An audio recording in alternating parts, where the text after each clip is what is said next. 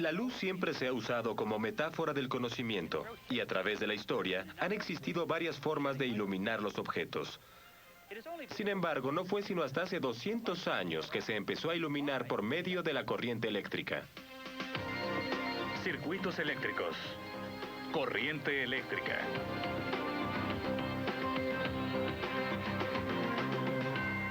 En este episodio de Un Mundo en Movimiento, estudiaremos los circuitos eléctricos y las transformaciones de energía que ocurren en ellos. Investigaremos las transformaciones de energía eléctrica tanto en el laboratorio como en otras aplicaciones. Repasaremos los descubrimientos de corrientes eléctricas sostenidas y fuentes de voltaje. Al final de este programa podrán definir lo que es corriente, resistencia y voltaje, además de poder calcular la cantidad de energía que se transforma en un circuito eléctrico. Y podrán explicar cómo se puede encender un foco con 36 centavos.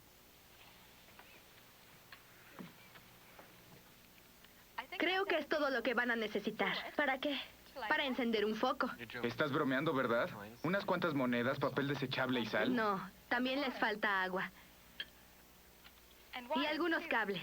Está bien, lo intentaremos. ¿Nos das alguna pista? Por supuesto.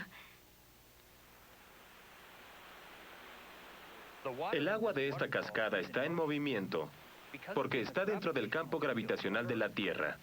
Experimenta una fuerza debido a la gravedad. Cualquier masa en un campo gravitacional posee energía potencial gravitacional.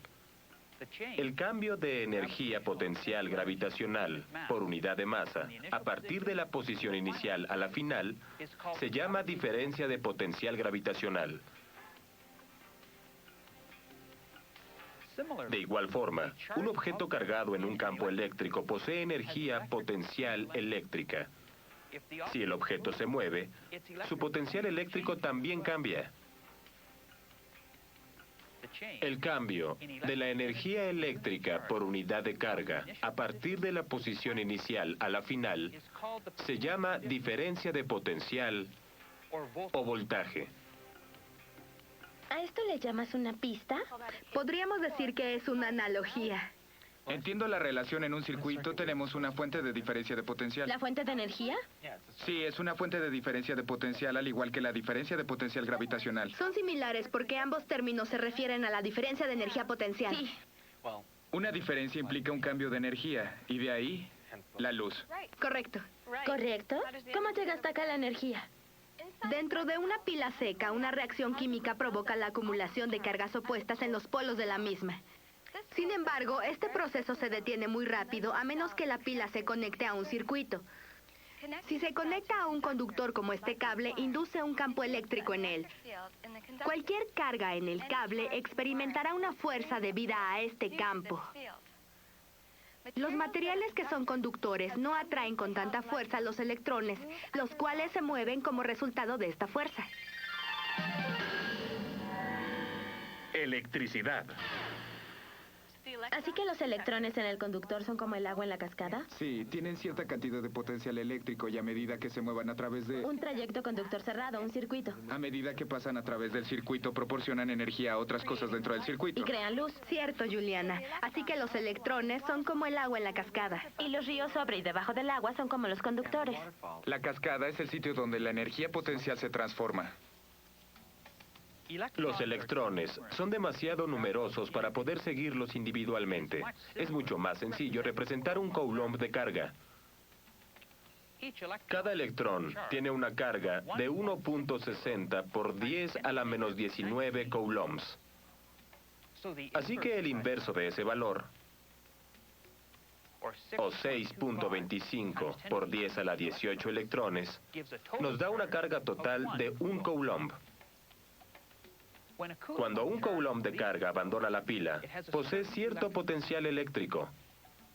En los conductores, el potencial eléctrico se mantiene casi sin cambios. Pero una carga en el circuito, por ejemplo un foco, transformará ese potencial eléctrico en otra forma de energía. Los electrones que regresan a la pila tendrán menos potencial eléctrico que aquellos que están saliendo de ella. El proceso químico dentro de la pila Transforma la energía química en energía eléctrica para que el proceso pueda continuar. Vamos a medir las diferencias de potencial en el circuito. Verifiqué todas las conexiones. No hay cables sueltos. Estamos listos para empezar. Bien, pero antes de empezar, déjenme preguntarles, ¿dónde esperan encontrar una diferencia de potencial en su circuito? En la pila y en la fuente de energía. ¿Y por qué no en los cables de conducción? Porque ahí no hay una diferencia potencial. Y todas las transformaciones de energía están en el foco y en la fuente de energía. Bien, veamos. En la fuente de energía, los electrones adquieren potencial eléctrico y en el filamento del foco, los electrones pierden potencial eléctrico a medida que la energía eléctrica se transforma en luz y calor. Sus conexiones están bien y son sólidas. Empiecen a hacer sus mediciones. Bien, el potencial que atravesó el conductor desde el extremo negativo de la fuente de energía hasta el foco es de 0.003 voltios. Eso es 3 milivoltios. En el foco es 3.04 voltios. Cuando pasa por el segundo conductor es 3 milivoltios. Y en la fuente de energía es 3.08 voltios. Buen trabajo con el voltímetro. ¿Le sorprendió que la diferencia de potencial de los conductores no fuera cero? Sí, ¿qué está pasando? La resistencia es muy baja, pero no es cero, así que se requiere de cierto trabajo para que los electrones se muevan a través de los cables. Pero casi toda la diferencia de potencial está en la fuente de energía y en el foco. Y casi es la misma en ambos. ¿Debe ser la misma cantidad? Sí, vamos a seguir la ley de la conservación de la energía. Debe ser la misma. Pero ¿cómo se transforma la energía en el foco? Esta rueda hidráulica está diseñada para aprovechar la energía potencial gravitacional del agua para realizar un trabajo. La rueda hidráulica resiste el flujo del agua, reduce la velocidad de su caída. El agua no se mueve tan rápido como debería si toda la energía potencial gravitacional se convirtiera en energía cinética. Parte de la energía se transformó o se usó para realizar trabajo sobre la rueda hidráulica. Podríamos decir que la rueda hidráulica es un resistor, ya que se resiste al flujo. ¿Entonces el foco es un resistor? Pero, ¿cuál es la diferencia con los cables de conducción? Los átomos en algunos materiales no atraen con fuerza a sus electrones, así que estos pueden fluir con relativa facilidad. ¿Eso es un conductor? Correcto, pero si el material frena el flujo de electrones, Entonces el material actúa como un resistor. Y transforma la energía eléctrica en otra forma de energía. así es.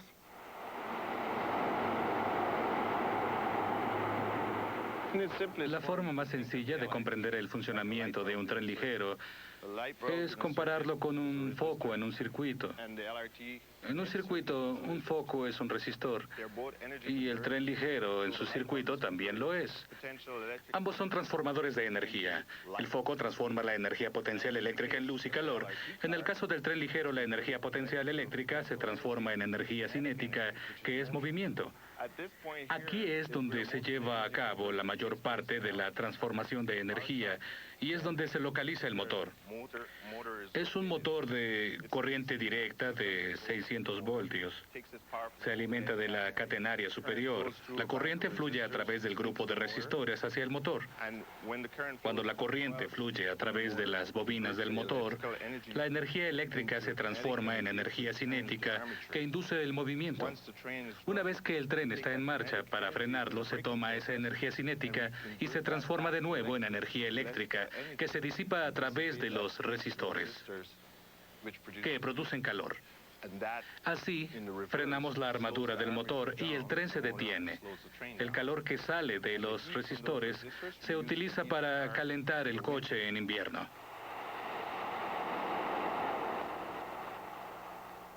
Hola, casi terminó el circuito. Eso veo. ¿Qué les falta? Ya conecté los conductores al foco, que es el resistor. Ahora solo necesitamos proporcionar una diferencia de potencial, una fuente de voltaje. Sí, una fuente de voltaje es esencial para crear una corriente eléctrica. El flujo de carga eléctrica se conoce como corriente eléctrica. La proporción de flujo de carga se mide en términos de la cantidad de carga que pasa por un punto del circuito por unidad de tiempo. El símbolo de la corriente es I mayúscula y se mide en coulombs sobre segundo o amperes. El primer sistema de tranvías en el mundo se instaló en Santa Catalina, Ontario, en 1887. Este aparato mide el flujo de corriente. Si está conectado al circuito, la corriente pasará por él. Esta se llama una conexión en serie. Veamos cuánta corriente está fluyendo a través de su circuito.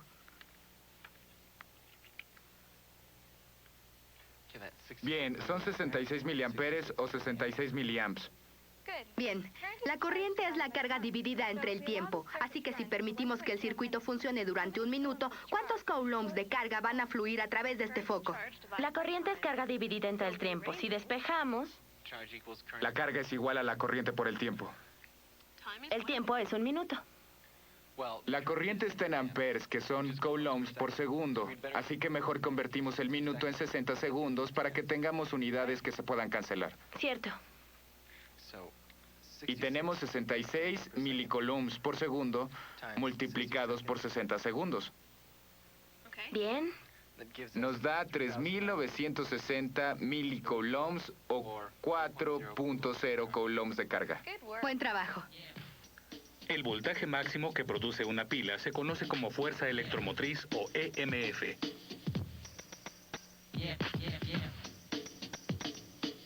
EMF es idéntico al voltaje o al cambio de energía por unidad de carga. No es una fuerza.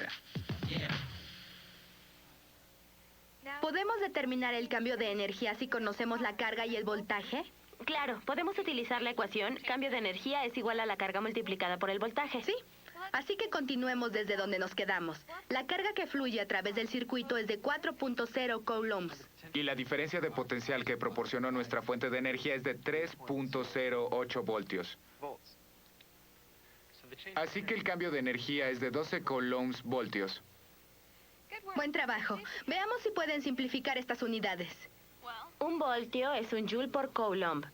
Así que los coulombs se cancelan entre sí dejando joules. Porque esa es la unidad de energía correcta. Correcto. El cambio de energía del agua en esta cascada se debe al cambio de posición. Pero no se pierde agua en el proceso. Cada gota de agua se puede recuperar, por lo menos en teoría. Lo mismo sucede con las cargas que fluyen a través de un circuito.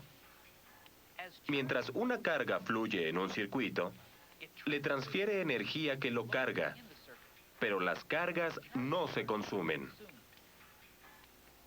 La misma cantidad de coulombs de carga que abandonan el foco aquí, fluyen acá. La ley de conservación de la carga resume este principio como sigue. La carga neta de un sistema aislado se mantiene constante.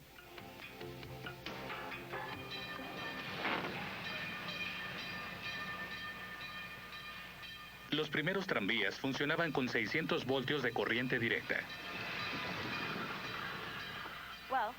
Si conocemos la corriente usada por los viejos tranvías, podemos calcular la energía que se transformó. Bien, yo escribo. La corriente usada fue de 320 amperes. Debemos establecer el tiempo. Usemos un minuto otra vez. Entonces serán 60 segundos. Bien, así que nuestra ecuación original era corriente igual a carga dividida entre tiempo. Multiplica a ambos lados de la ecuación por el tiempo para que obtengamos carga igual a corriente multiplicada por tiempo. Si sustituimos 320 coulombs sobre segundo para la corriente, Y el tiempo, 60 segundos, obtenemos 19.200 coulombs.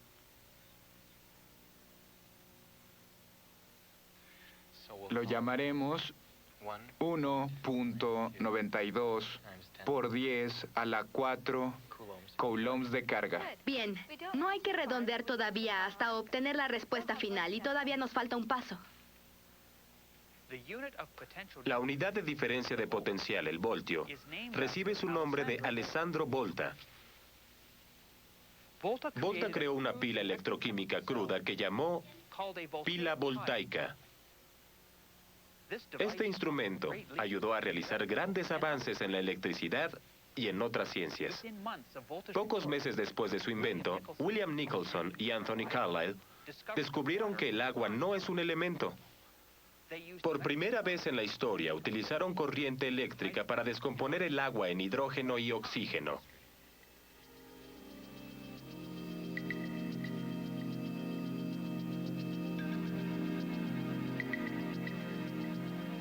En una época, el hidrógeno obtenido de la descomposición eléctrica del agua se utilizó para elevar los gigantescos dirigibles. Para calcular la energía deben saber que los trenes operan con un voltaje de aproximadamente 600 voltios. El cambio de energía es igual a la carga multiplicada por el voltaje. Si sustituimos, obtenemos 1.92 por 10 a la 4 coulombs por 600 voltios. Que nos da como resultado 1.15 por 10 a la 7 joules de energía. Y redondeado, 1.2 por 10 a la 7 joules. Buen trabajo. Ahora supongamos que la energía eléctrica se transforma totalmente en energía cinética. ¿A qué velocidad viajaría el vagón de un tranvía de 10 toneladas? El cambio de energía que acabamos de calcular será la energía cinética del tranvía, que es igual a 1/2 de mv al cuadrado. Si multiplicamos ambos lados por 2 y los dividimos entre m, obtenemos 2ek sobre m igual a b al cuadrado. Así que la velocidad es igual a la raíz cuadrada de 2ek sobre m. Si sustituimos, tenemos que la velocidad es igual a la raíz cuadrada de 2 por 1.2 por 10 a la 7 joules. Sobre 1.0 por 10 a la 4 kilogramos. Redondeamos y tenemos 49 metros por segundo. No lo creo. Tienes razón, eso es alrededor de 175 kilómetros por hora, demasiado rápido para un tranvía de 1920, incluso si se llamaba Deseo. Nuestros cálculos están correctos. Pero no nuestra suposición. No toda la energía eléctrica se transformaría en energía cinética. Quién sabe, tal vez los motores no siempre tenían la misma corriente. Buenas observaciones. La eficiencia nunca es del 100%, así que el conductor del tranvía ajusta la corriente que llega a los motores y así controla la velocidad. En la época de Volta, y durante muchos años después, se creía que la carga que fluía a través de los circuitos era positiva. A finales del siglo XIX, se descubrió que los electrones, partículas cargadas negativamente, se podían mover, y que la carga positiva era estática. Muchos recursos se siguen refiriendo a la corriente convencional, que es el flujo de carga positiva. Es importante observar que en esta serie, cuando hablamos sobre corriente, nos referimos al flujo de electrones. Si sabemos que los electrones fluyen, ¿por qué la gente sigue utilizando corriente convencional? En parte porque se usa con demasiada frecuencia en el mundo, no solo en la ciencia, sino también en la industria, y en parte porque responde a nuestra idea de campo eléctrico. ¿Qué tiene que ver con los campos eléctricos? ¿Recuerdan cómo definimos la dirección de un campo eléctrico? Es la dirección en la que viaja la carga positiva en el campo. Así que supongo que tiene sentido usar cargas positivas con circuitos eléctricos. Eso creo. La mayoría de los motores de gasolina para auto tienen un 35% de eficiencia. La mayor parte de la energía del combustible se pierde en forma de calor. Algunos motores eléctricos tienen una eficiencia de hasta el 95%. Los símbolos estándar se utilizan para indicar los componentes de un circuito eléctrico. Una pila sencilla se representa como dos líneas paralelas. La terminal positiva es más larga que la negativa. En esta linterna hay dos pilas en serie. Nuestro diagrama de circuito muestra ambas. Los conductores de metal conectan las pilas al foco. En los diagramas de circuito, los conductores se representan como líneas. Y por último, la carga aquí es el foco. Este es el símbolo de un foco.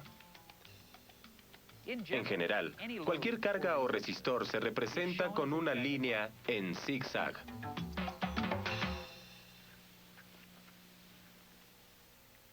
Ya hicieron el diagrama de su circuito. Los cables de conducción están conectados al resistor, que es El foco. Y ya sabemos cómo aumentar el voltaje. Gracias al señor Volta por la idea. No puedo esperar. Enséñenme lo que pueden hacer. ¿Listos para la conexión final? No pasa nada. Tienes razón, nada. Bueno, de algo estoy segura, que este no es el foco más brillante de la casa. ¿Qué esperaban por 36 centavos? Si lo que hicimos es correcto, simplemente no hay suficiente energía eléctrica para que el foco la transforme en luz. Probablemente debí darles esto. ¿Qué es? Es un diodo que emite luz. Se conoce como LED. Pruébenlo en lugar del foco. Parece que necesitará mucho menos energía.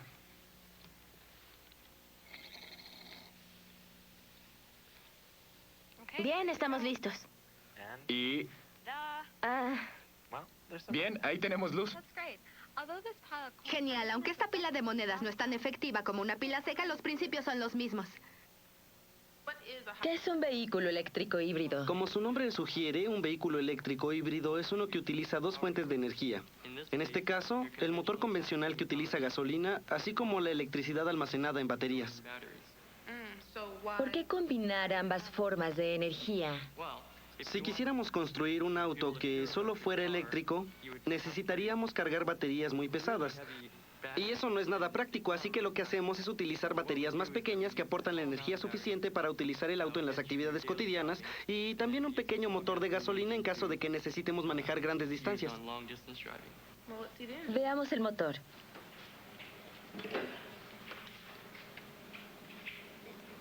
Aquí vamos. Aquí tenemos dos motores eléctricos y los controladores de motor. También nuestro motor de gasolina de 3 cilindros. Con la energía eléctrica, la gente puede ir a su trabajo y de regreso, y esta energía no produce ninguna emisión, así que se reduce bastante la contaminación del aire en las zonas urbanas. ¿Y dónde están las baterías? Las baterías ocupan mucho espacio, así que las localizamos debajo del asiento de atrás. Hemos quitado el asiento para que puedas verlas. Puedes ver que son bastante grandes y pesan alrededor de 270 kilogramos. ¿Qué tan lejos puede viajar con una sola carga? Puedes viajar entre 50 y 70 kilómetros. En realidad depende de la forma de manejar. Pasa lo mismo con el ahorro de combustible en un auto convencional. El problema principal con los vehículos eléctricos actuales es que las baterías no almacenan suficiente energía. Así que las compañías están haciendo investigaciones en todo el mundo para aumentar la densidad de la energía de manera que se pueda almacenar más energía por un peso dado por volumen de batería. Un ejemplo es la batería de sulfuro de sodio de la Ford. Con ella intentan almacenar 3 veces más energía que nuestras baterías de níquel-cadmio. Eso le daría a un vehículo la posibilidad de viajar de 200 a 300 kilómetros con una sola carga. ¿Cuándo podremos ver más vehículos eléctricos en el camino? No los veremos en Alberta en muchos años. Nuestro aire es relativamente limpio y nuestros inviernos requieren mucha energía solamente para calentar el auto. Y lo más probable es que los veamos primero en California, en donde tienen mucha contaminación en las grandes ciudades. Ahí, a partir de 1998, el gobierno estableció leyes que regulan los vehículos eléctricos. Ya vimos que el voltaje cambia en la pila y en la carga. Bien, empecemos con la pila. Nada menos que 4.75 voltios. ¿Y cuál es el voltaje en el LED? Es 1.75 voltios. La misma magnitud. Entonces calculemos la corriente. En un momento. Te apuesto que no va a ser mucha.